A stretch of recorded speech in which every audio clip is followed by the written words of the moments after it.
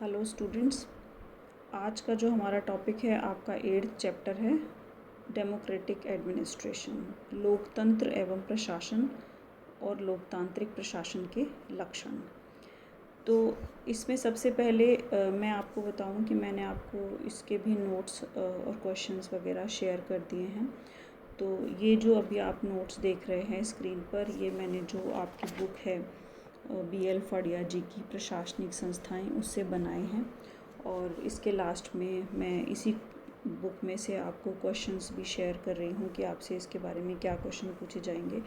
तो मेरा जो आज का वीडियो लेक्चर है ये पूरी तरह इस पर फोकस है। पहले के जो मैंने आपको नोट शेयर किए हैं वो एक बड़ी समझ बनाने के संदर्भ में बन रखे हैं कि आपको कॉन्सेप्ट ज़्यादा अच्छे से समझ आ जाए। आज का जो लेक्चर है ये टोटली फोकस होगा इस बात पर कि आपको स्पेसिफिकली कैसे पढ़ना है, आपको क्वेश्चन किस तरह से पूछे जाएंगे और उनको आपको किस तरह से आंसर करना है। तो लोकतांत्रिक प्रशासन में आपको सबसे पहले समझना है कि लोकतंत्र को हम कैसे समझेंगे। लोकतंत्र के बारे में आप शुरू से बचपन से पढ़ते आ रहे हैं, जनता के लिए जनता द्वारा शासन, जो कि एक परिभाषा सर्वमान्य प्रकार की है, वो आप बहुत बार पढ़ चुके हैं। तो इस एक परिभाषा से जो चीज़ निकल कर आती है वो क्या है, लोकतंत्र शासन का एक ऐसा प्रकार होता है जिसमें जनता की सहभागिता और जनता का नियंत्रण सर्वोपरि होते हैं। यानी कि शासन का एक ऐसा रूप जिसमें शासन करने के लिए जनता की सहभागिता, जनता उसमें शामिल होनी चाहिए, और उसका जो उत्तरदायित्व निर्धारण है, उसका जो जवाबदेही है, उस पर जो नियंत्रण है वो भी जनता का होना चाहिए। तो ये लोकतंत्र एक प्रकार होता है, मतलब शासन का एक प्रकार होता है जिसका अर्थ होता है। तो अब जब हम लोकतंत्र के बारे में पढ़ते हैं तो इसमें देखिए, लोकतंत्र के अर्थ और परिभाषा में आपको एक बात तो ये समझने की ज़रूरत है कि ये सिर्फ सरकार का एक रूप नहीं होता, बल्कि राज्य के एक विचारधारा के रूप में भी लोकतंत्र का महत्व होता है, और समाज की एक व्यवस्था के रूप में भी लोकतंत्र का महत्व होता है। तो आपकी बुक में जैसे इन्होंने लिख रखा है, तो मैंने एक फ्लो चार्ट बना दिया है ताकि आपको समझने में इस बात को आसानी रहे कि मैं आपको क्या बताना चाहती हूँ। तो लोकतंत्र शासन का एक ऐसा प्रकार है जो सरकार, राज्य और समाज तीनों से जुड़ी हुई अवधारणा होती है। तो इसमें आप दो तरह से समझेंगे कि ये शासन और राज्य से किस प्रकार से जुड़ी हुई है, और समाज से ये जो अवधारणा जुड़ी हुई है उसका क्या तात्पर्य है। तो शासन और राज्य से जुड़ी हुई अवधारणा को हम 3 अर्थों में समझ सकते हैं।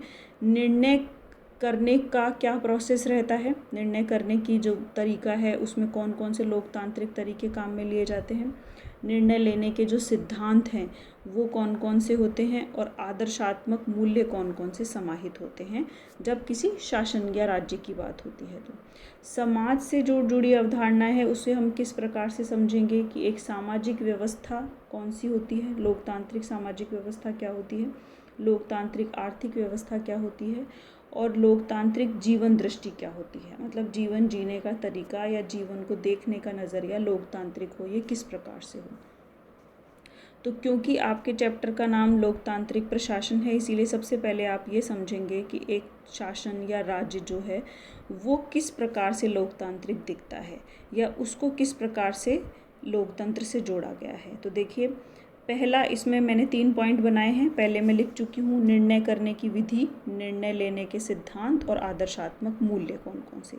तो पहला पॉइंट इसमें आएगा निर्णय करने की विधि के रूप में लोकतंत्र, मतलब जब डिसीजन लिया जाता है तो उस प्रोसेस को, जो डिसीजन लेने का प्रोसेस होता है उसको ज़्यादा से ज़्यादा सहभागी, ज़्यादा से ज़्यादा जवाबदेह, ज़्यादा से ज़्यादा पारदर्शी किस प्रकार से बनाया जाता है। तो देखिए, लोकतंत्र में जब निर्णय लिए जाते हैं तो उसमें विचार विनिमय की बहुत महत्वपूर्ण भूमिका होती है, यानी कि इसमें लोगों के साथ विचार विनिमय करने का प्रोसेस रखा जाता है। तो हमारे यहाँ जैसे कोई बिल बनाया जाता है, कानून बनाया जाता है, तो सरकारें, जो भी वो संबंधित मंत्रालय है, वो अपनी वेबसाइट पर उसके जिसे कि ड्राफ्ट कहते हैं वो लोग, उसके ड्राफ्ट को शेयर करते हैं, और लोगों से पूछते हैं कि आप इसके बारे में, जैसे नई शिक्षा नीति हाल ही में घोषित की गई थी, तो ये काफ़ी लंबे समय से इस पर काम चल रहा है। शिक्षा मंत्रालय, मानव संसाधन विकास मंत्रालय जो हमारा है, उसकी वेबसाइट पर ये बहुत लंबे समय से इसका ड्राफ्ट अवेलेबल था। लोगों से पूछा गया कि आप बताइए, इस प्रकार का हम चेंज करना चाहते हैं, तो उसके बारे में जो बड़े शिक्षाविद होते हैं वो अपने अपने विचार व्यक्त करते हैं कि इस तरह का चेंज लाए जाने से ये होगा, इस तरह का चेंज नहीं लाए जाने से ये होगा। तो ये जो विचार विनिमय का प्रोसेस होता है, ये लोकतंत्र में महत्वपूर्ण होता है। दूसरा, जन सहभागिता, यानी कि लोगों की सहभागिता। विचार विनिमय में जब किया जाता है तो लोग उसमें शामिल होते हैं, जो मैं आपको अभी एग्जाम्पल दे चुकी हूँ, इसलिए होता है। उसके अलावा संवैधानिकता, यानी कि संविधान में जो हमारे आदर्श या मूल्य अपनाए गए हैं उनको ध्यान में रखते हुए डिसीजन लिए जाएं, इस बात का ध्यान रखा जाता है। और एक इम्पॉर्टेंट, अल्पसंख्यकों के हितों का संरक्षण।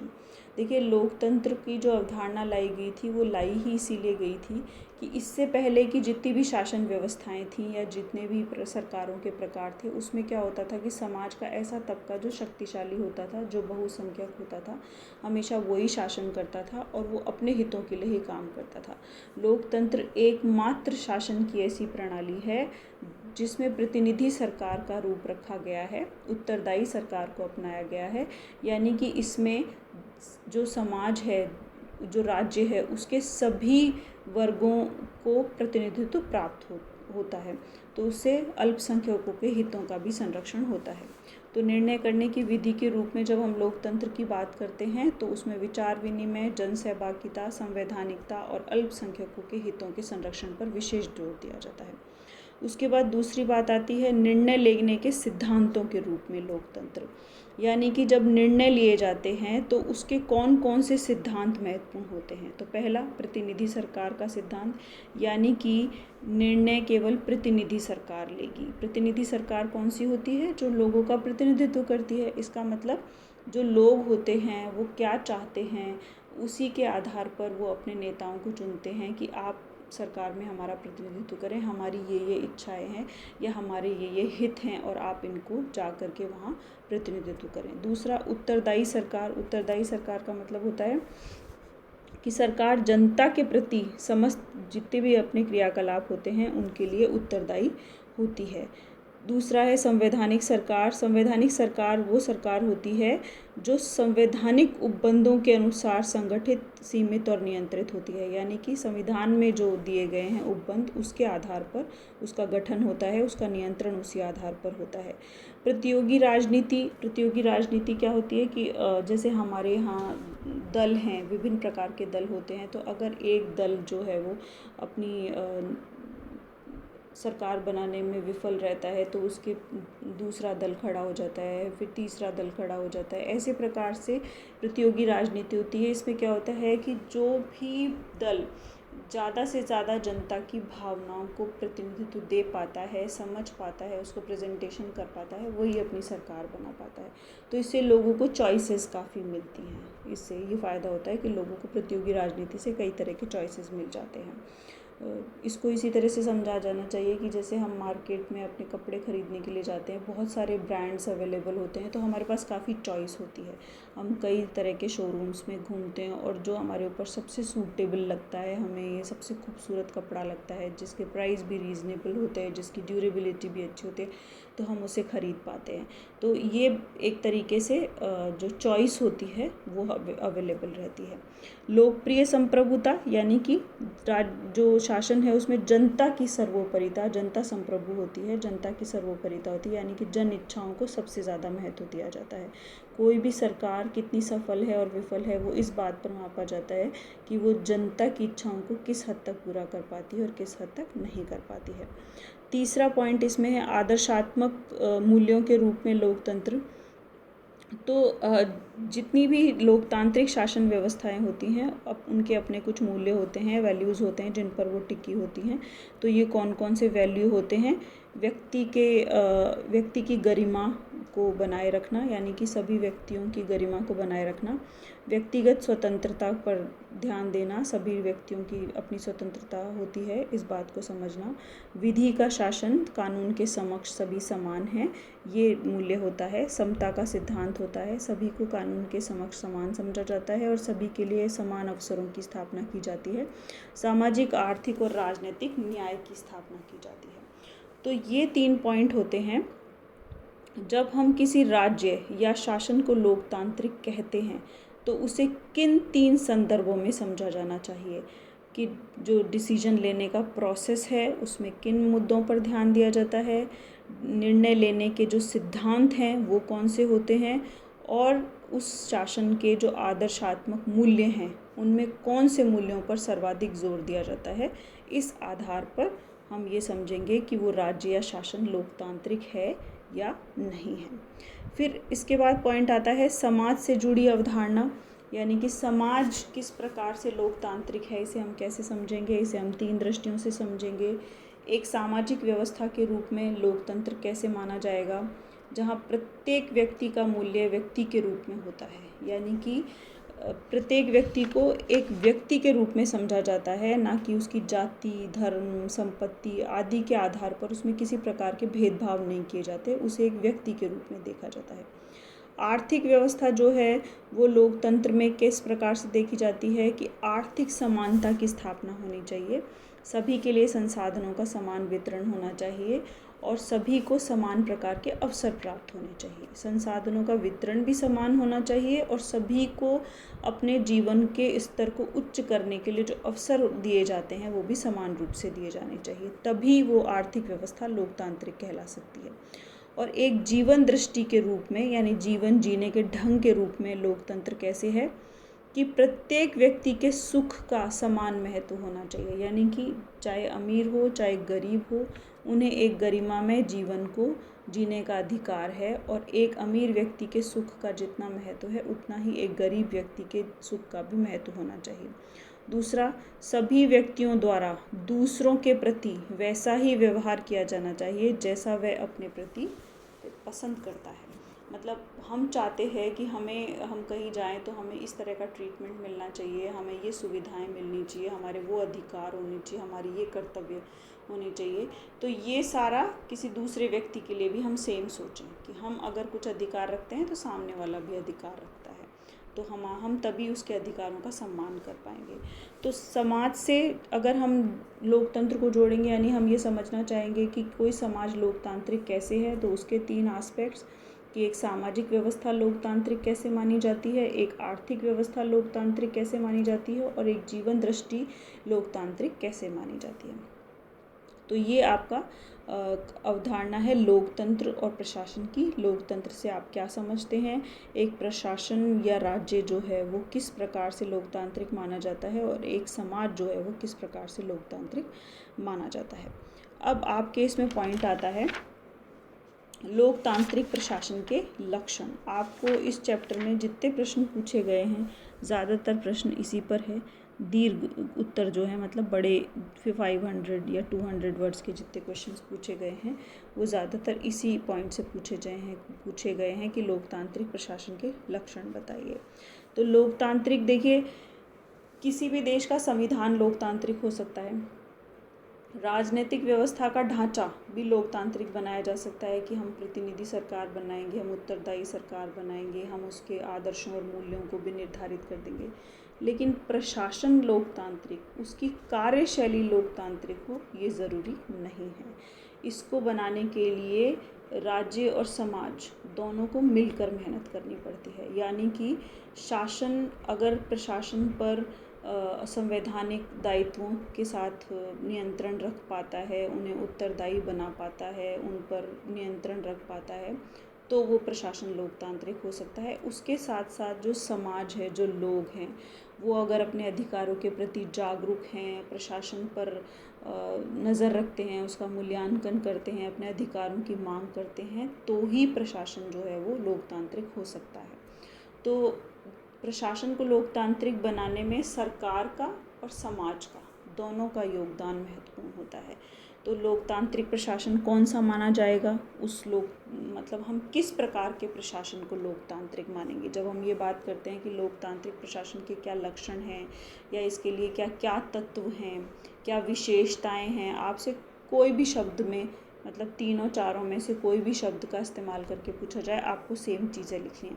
यानी कि हम कैसे समझेंगे कि वो लोकतांत्रिक प्रशासन है। तो सबसे पहले जन इच्छा का सम्मान, ऐसा शासन जो कि जनता का सेवक स्वयं को मानता है, ना कि मालिक, वो प्रशासन लोकतांत्रिक प्रशासन है। वो जन इच्छा का सम्मान करता है, जनता की आकांक्षाओं और समस्याओं को समझता है और उनकी पूर्ति के लिए कदम उठाता है। वही प्रशासन लोकतांत्रिक प्रशासन है। दूसरा है नीति निर्माण और क्रियान्वयन में भागीदारी, यानी कि जो नीति निर्माण किए जाते हैं और उनका क्रियान्वयन किया जाता है, उनमें जन सहभागिता किस स्तर तक अपनाई गई है प्रशासन में, उससे पता चलता है कि वो लोकतांत्रिक प्रशासन है या नहीं। तो इसका हमारे यहाँ जो तरीका अपनाया गया है वो क्या अपनाया गया है कि पंचायतें और नगर पालिकाओं, जो कि हम आप जब आप 3rd ईयर में आएंगे तब आप स्थानीय प्रशासन पढ़ेंगे, स्वशासन, स्थानीय स्वशासन पढ़ेंगे। तो वो जो तरीका है वो वास्तव में क्या है कि नीति निर्माण और क्रियान्वयन में लोगों की भागीदारी का एक विकेंद्रीकृत रूप है। तो ये विकेंद्रीकरण के द्वारा उनको नीति निर्माण और क्रियान्वयन में भागीदारी दी गई है। तीसरा है, इसके अलावा हमारे यहाँ सामुदायिक विकास कार्यक्रम जो चलाया जाता है, कम्युनिटी डेवलपमेंट प्रोग्राम, जो कि अभी तो इतना महत्वपूर्ण नहीं है, पहले कभी चलाया गया था, उसको भी इसी पॉइंट पे बनाया गया था कि नीति निर्माण में तो भागीदारी नहीं कहेंगे उसको, लेकिन क्रियान्वयन में भागीदारी ज़रूर थी। लोगों से पूछा जाता था कि आपके यहाँ किस प्रकार के विकास कार्य किए जाने चाहिए, किस प्रकार का डेवलपमेंट आप चाहते हैं, फिर लोग उस बताते थे प्रशासन को। वैसे एक कॉन्सेप्चुअली लागू किया गया था, व्यवहारिक रूप में ये फेल हो गया था, तो उसके बाद ये बंद कर दिया गया। फिर उसके बाद में आता है उत्तरदायित्व, यानी कि जो सरकारी कर्मचारी हैं वो किसके प्रति उत्तरदायी होंगे, तब प्रशासन लोकतांत्रिक माना जाएगा। तो देखिए, जो नौकरशाह होते हैं या जो प्रशासनिक कर्मचारी होते हैं, वो पहली बात अपने राजनीतिक जो मंत्री होते हैं उनके प्रति उत्तरदायी होने चाहिए, क्योंकि वो उनके अधीन रहकर कार्य करते हैं। तो वास्तव में लोकसभा या राज्यसभा में जब प्रश्न पूछे जाते हैं उसका उत्तर देना होता है तो वो राजनीतिक मंत्री को ही देना होता है। तो इसीलिए प्रशासन को मंत्री के अधीन किया जाता है, क्योंकि जवाबदेह मंत्री होते हैं। तो पहली जो उत्तरदायित्व है वो किसके प्रति है, उन मंत्रियों के प्रति है। उसके अलावा हमारा प्रशासन न्यायपालिका के प्रति भी उत्तरदायी होता है, यानी कि आप पढ़ चुके हैं जुडिशियल रिव्यू का जो कॉन्सेप्ट है, उसमें कि कार्यपालिका या व्यवस्थापिका कोई ऐसा निर्णय लेती है या कोई कानून बनाती है जो कि संविधान में उल्लेखित प्रावधानों के अनुरूप ना हो, तो न्यायालय उस पर अपना कदम उठा सकते हैं, तो वो न्यायालय के प्रति भी उत्तरदायी रहते हैं। और तीसरा जो है वो जो हमारे यहाँ संविधान है, लिखित संविधान वाले जो देश होते हैं उनमें प्रशासन संविधान के प्रति भी उत्तरदायी होता है, जैसे कि हमारे देश में प्रशासन संविधान के प्रति भी उत्तरदायी है। तो 3 प्रकार का उत्तरदायित्व हो गया, राजनीतिक नेताओं के प्रति, न्यायपालिका के प्रति और संविधान के प्रति। उसके बाद चौथा पॉइंट है, खुली निर्णय प्रक्रिया होनी चाहिए, यानी कि निर्णय क्या लिए जा रहे हैं इसकी पूरी जानकारी जनता को उपलब्ध कराई जानी चाहिए। लोगों को सरकार की नीतियों की आलोचना का अधिकार होना चाहिए। प्रेस की स्वतंत्रता, संघ बनाने का और प्रदर्शन करने का भी अधिकार होना चाहिए, यानी कि इन सभी तरीक़ों से लोग अपनी इच्छाओं को सरकार के आगे रख सकते हैं।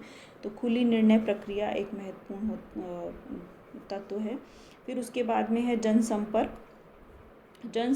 लोकतांत्रिक प्रशासन में अपने आप को वो जनता से अलग थलग नहीं रख सकता, उसकी ये ड्यूटी होती है कि वो जनता से संपर्क बनाए रखे। जैसे आप कभी दफ्तरों में जाएंगे तो वहाँ पर आपको शिकायत पेटिका रखी हुई मिलेगी या एक पुस्तक रखी होगी जहाँ पर आप अपने रिव्यूज़ लिख सकते हैं कि हम इस ऑफिस में आए, हमारा ये काम था लेकिन हमारा ठीक से हुआ कि नहीं हुआ, हमें क्या अड़चन आई। तो उसके बाद वो कोशिश करते हैं कि वो उस चीज़ को इम्प्रूव कर सके। तो ये जनसंपर्क का एक तरीका होता है।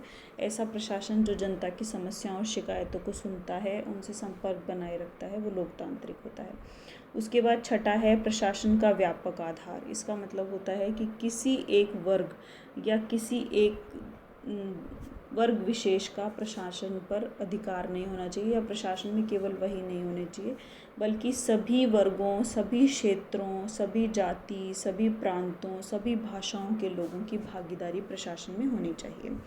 जैसे हम भारत में अगर देखें तो हमारे यहाँ जो आरक्षण व्यवस्था अपनाई गई है वो इसका बहुत अच्छा एग्जाम्पल है।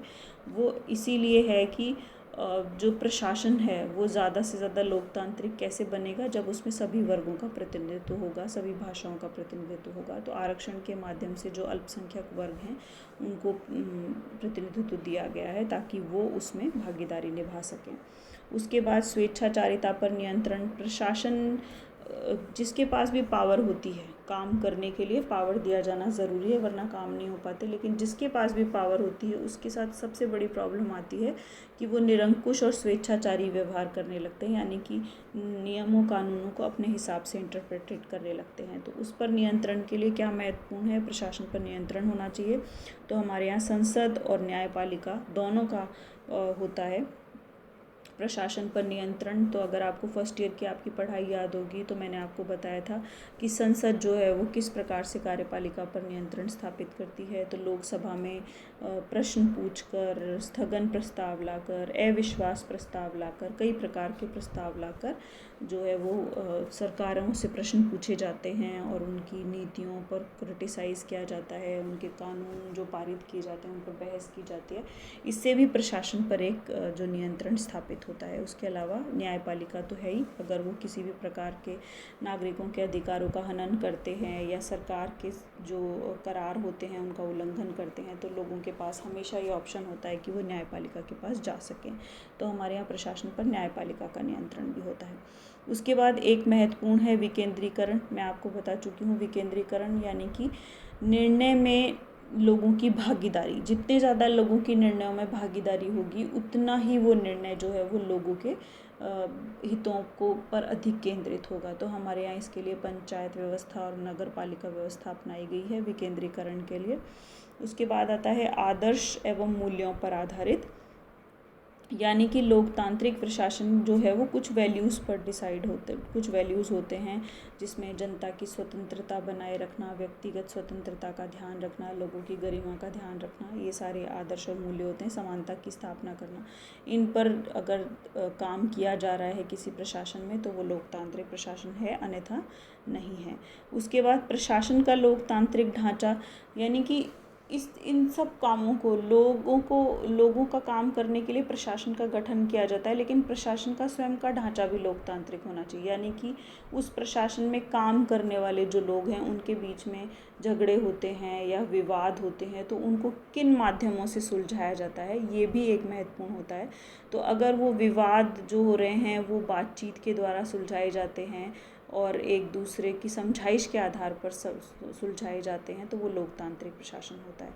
तो जैसे हमारे यहाँ जो कार्मिकों और प्रबंधकों के बीच में झगड़े हों तो उसके लिए संयुक्त परामर्शदात्री तंत्र की स्थापना की गई है, जिसमें कि बैठकें होती हैं, उसमें प्रबंधक वर्गों के और जो नीचे के वर्ग होते हैं उनके प्रतिनिधि बैठते हैं और जो भी झगड़े होते हैं वेतन से संबंधित हों, छुट्टियों से संबंधित हों या कार्यों में विभिन्न प्रक्रियाएं अपनाई जाती हैं उनसे संबंधित हों, तो उनके बारे में आपस में डिस्कस करके डिसीजन लिया जाता है। तो प्रशासन का ढांचा जो है वो भी लोकतांत्रिक होना चाहिए।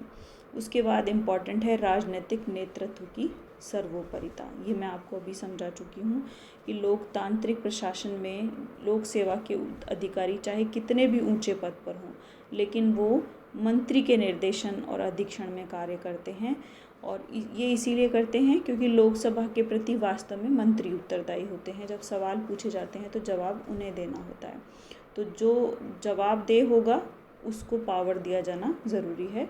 तो ऐसा प्रशासन जिस पर राजनीतिक नेतृत्व प्रभावी रहता है वो अधिक लोकतांत्रिक शासन होता है।